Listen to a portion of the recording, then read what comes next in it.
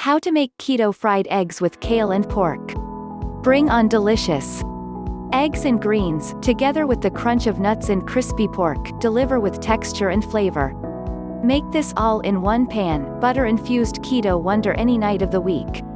Ingredients: half a pound kale 3 ounces, butter 6 ounces, smoked pork belly or bacon 1/4 cup, frozen cranberries 1 ounce, pecans or walnuts 4 eggs, salt and pepper.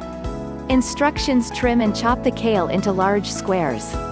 Pre-washed baby kale is a terrific shortcut. Melt 2/3 of the butter in a frying pan and fry the kale quickly on high heat until slightly browned around the edges. Remove the kale from the frying pan and set aside. Sear the pork belly or bacon in the same frying pan until crispy. Lower the heat. Return the sautéed kale to the pan and add the cranberries and nuts. Stir until warmed through. Reserve in a bowl. Turn up the heat and fry the eggs in the rest of the butter. Salt and pepper to taste. Plate 2 fried eggs with each portion of greens and serve immediately. Tip: switch it up with other greens, cabbage, chard, or spinach offer tasty variations.